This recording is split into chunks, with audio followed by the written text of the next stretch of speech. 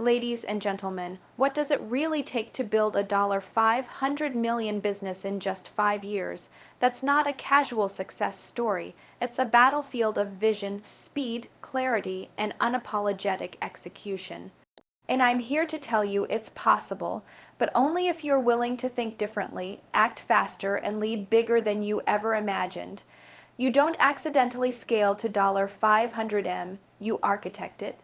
You reverse engineer every goal, every system, every role in your business with one objective: growth. That means making decisions that feel uncomfortable.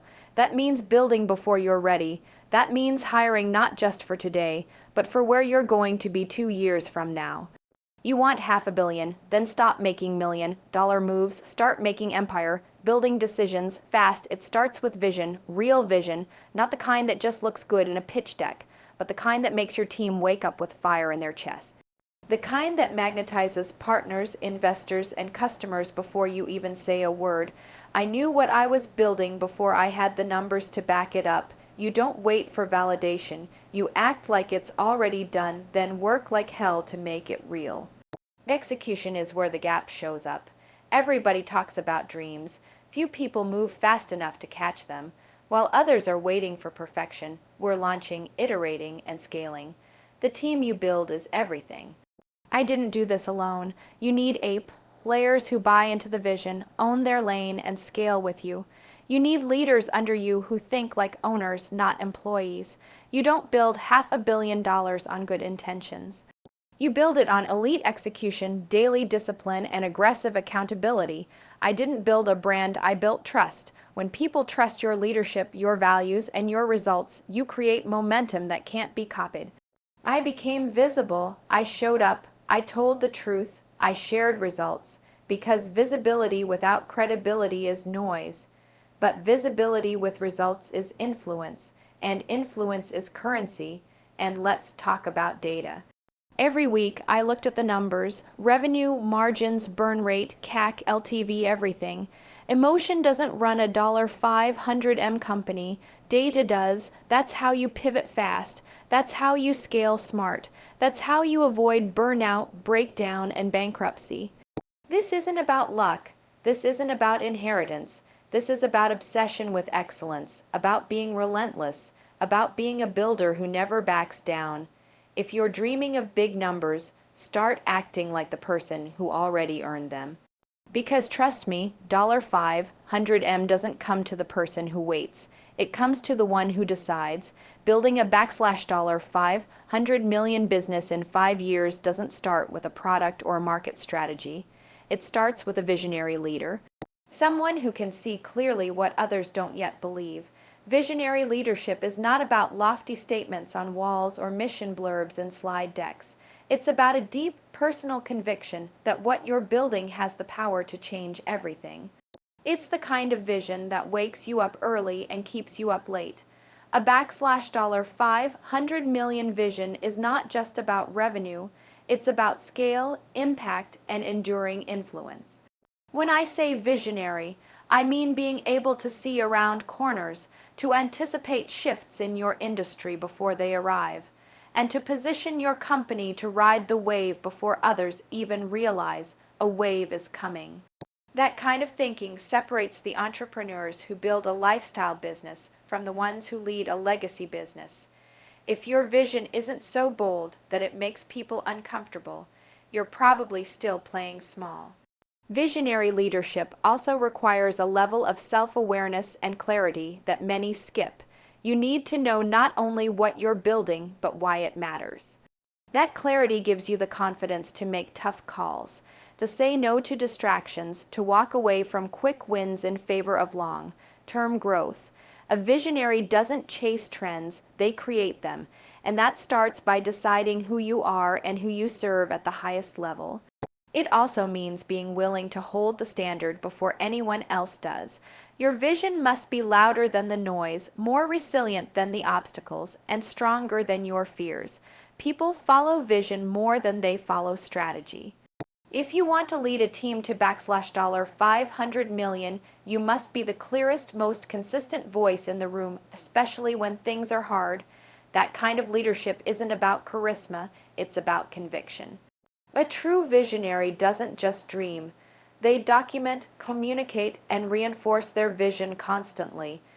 Every meeting, every piece of content, every new hire is an opportunity to reinforce what the company is building and why. You can't afford to assume your team remembers the mission just because you said it once. Visionary leaders repeat themselves often because alignment is oxygen. The bigger you grow, the more voices will enter the system. If your vision isn't embedded into every part of the culture, you'll lose your identity as you scale. A $500 million company doesn't happen by chance. It happens when a leader refuses to be unclear, refuses to shrink their ambition, and refuses to let excuses become the story. Vision is the seed of scale. Protect it, speak it, build from it. Execution is the difference between an idea that lives on a whiteboard and a business that changes lives. While vision sets the destination, execution builds the road to get there. The truth is, everyone has ideas. Ideas are everywhere, but the rare few who turn those ideas into systems, into products, into scalable teams, those are the ones who win. Building a $500 million business isn't about having one breakthrough. It's about having the discipline to take action consistently, every single day, especially when it's boring, especially when no one is watching. It's about knowing the next 3 moves before you even finish the first. Successful execution isn't glamorous, it's repetitive, it's process-driven, it's waking up with a plan, not just hope. You don't reach that level of growth by guessing. You reach it by measuring everything, refining constantly, and moving faster than your comfort zone allows. Execution at scale means every person on your team knows exactly what they're responsible for and how their performance connects to the bigger goal. It means every meeting has a purpose, every role has a scorecard, and every leader holds the line on expectations. No one floats, no one hides. Clarity isn't optional. It's your operating system.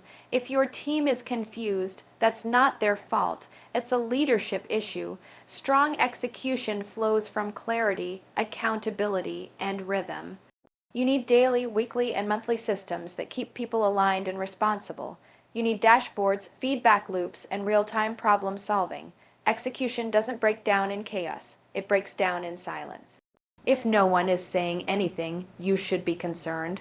Silence usually hides inefficiency, insecurity, or avoidance, and none of those scale. To lead execution well, you must also manage your energy like a professional athlete. That means protecting your focus, mastering your calendar, and saying no to 99% of things that don't move the business forward. Execution eats bandwidth. If you're scattered, your team will be too. You must model what intentionality looks like, how to prepare, how to follow through, how to finish. Your habits become the ceiling of your company's performance. Don't expect world-class output from a team that doesn't see it in their leader. The bar must be high and it must be consistent. Lastly, great execution isn't about being perfect. It's about being relentless. It's about fixing fast, learning publicly, and always staying in motion. Perfectionism is a trap. Progress is the standard. A $500 million business doesn't get built by people waiting for perfect. It gets built by people who are willing to execute, evaluate, and evolve in real time. If you want to grow big, you must move fast, fix often, and stay focused. Execution is the engine of scale. Without it, vision dies in the dream phase. With it, anything becomes possible. Scaling a business to $500 million in 5 years requires a team that doesn't just work, it owns. Ownership isn't just a job title or a stake in equity. It's a mindset, a behavior, a culture. When every team member takes ownership, they stop waiting for instructions and start solving problems. They don't ask, "What should I do?" They ask, "What does this company need right now?" That shift changes everything. It creates urgency, it builds leaders, it drives growth. People who take ownership don't clock out when the task is done. They keep pushing because the mission isn't complete. They're emotionally invested. They see the business as theirs, and when people feel like something is theirs, they protect it, improve it, and drive it forward in ways no policy or SOP ever could. This culture doesn't happen by accident. You have to be intentional about it from day one. You build it by being clear with your expectations, ruthless about accountability, and generous with recognition. You coach your team to think like owners by showing them how their performance affects the bigger picture. If a marketing coordinator doesn't understand how their conversion rate affects the company's revenue, you're not leading, you're just assigning tasks. You don't get to $500 million by having a few good performers at the top.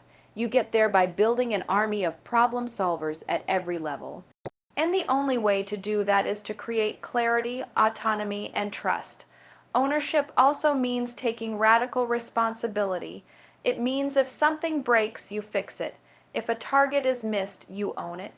There's no blame, no deflection, no hiding behind hierarchy. When a team member owns their outcomes, they become more powerful, they start showing up differently, and when that kind of culture compounds, your business becomes unstoppable.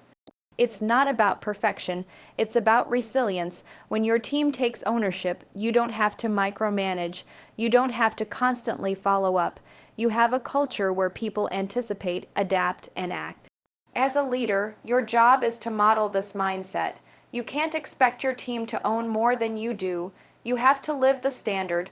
That means taking feedback, admitting mistakes, and staying accountable even when no one is watching. Leadership is not about being in control, it's about creating other leaders. And you do that by building a culture where ownership is the norm, not the exception. If you want to scale fast and sustain that growth, don't build a team that waits to be told what to do. Build a team that sees what needs to be done and does it. That's how you grow from vision to victory. Achieving massive success in business isn't just about building a great product, it's about building and mastering systems that deliver results consistently, at scale, and with precision. Systems are the backbone of every successful organization. Without them, you're just running on adrenaline and chaos. With them, you can scale, delegate, repeat, and grow without losing control. The difference between a business that thrives and one that constantly struggles is often as simple as the presence of reliable, optimized systems. A business without systems is a trap. Every decision becomes reactive. Every issue becomes urgent. Every success is unpredictable. But with the right systems in place, you free up your time, you empower your team, and you allow the business to grow beyond your daily involvement. Systems are not just for operations or finance, they're for everything. How you hire, how you onboard, how you track performance, how you market, how you close deals, all of these must run on systems. And those systems need to be documented, tested, and improved constantly. This is not about making your business robotic. It's about making it resilient. When your systems are strong, you can handle rapid growth without burning out. You can onboard 10 employees the same way you did the first one. You can launch new products, expand to new markets, and manage cash flow with clarity. And your team can operate with confidence because they know exactly what's expected and how to deliver it. The most successful leaders don't just build systems, they obsess over them. They refine them, they review the data, they identify bottlenecks, and they remove friction. They ask themselves daily, what's slowing us down and how do we fix it? If you want to build a $500 million company, you can't afford to wing it. You have to treat your business like an engine, and your systems are the gears that keep it moving. When one gear slips, the whole machine suffers. But when everything is aligned, your business becomes unstoppable. Here's the truth: chaos feels exciting at first. It makes you feel important, but it doesn't scale. Systems scale, processes scale, clarity scales. That's how you win, not once, but over and over again. So if you're stuck, if you feel like you're doing everything and getting nowhere, look at your systems. Where are you still the bottleneck? Where is there confusion? Where is there no documentation? Fix that. Because the bigger your vision, the tighter your systems need to be. To reach the level of $500 million in just 5 years, resilience must become your default setting. This journey isn't for the faint of heart. It demands a kind of mental toughness most people never develop because they quit the moment things feel uncomfortable. But when you build resilience into your leadership, your vision, and your daily decisions, you train yourself to keep going when others stop. The market will test you, people will doubt you, you'll make mistakes, face setbacks, and feel overwhelmed. But resilience means choosing progress anyway, especially when it's hard. It means taking the punch and still standing up. You don't get to $500 million in revenue without being knocked down a few dozen times. What separates the winners from everyone else is that they don't stay down, they reframe failure, learn quickly, and get right back in the game. Resilience isn't just about grit, it's about how you respond. When a campaign fails, do you blame the team or analyze what went wrong and improve it? When a client walks away, do you spiral or build a better offer? When the numbers dip, do you retreat in fear or double down with smarter strategy? This mindset is what creates long-term strength. Every major success story has chapters of uncertainty, rejection, and pressure. What's different about people who succeed is how they process those moments. They see every challenge as a test, not a verdict. They develop emotional discipline, knowing their response determines the outcome more than the event itself. That's what keeps the business moving forward even in chaos. In the early years, you will be misunderstood. You'll take calculated risks that don't pay off immediately. You'll invest in things no one else sees yet. People will question your pace, your ambition, and your strategy. Resilience is the fuel that lets you keep going anyway. You don't build a $500 million company by listening to the noise. You build it by staying clear on your mission and adapting, not abandoning when things go sideways. Some days you'll feel powerful, and others you'll feel like a mess, but you show up anyway. That's resilience. Real resilience also means leading others through adversity. Your team will mirror your energy. If you panic, they panic. If you stay grounded, they find their footing. Your ability to manage uncertainty with composure gives them permission to believe that progress is still possible.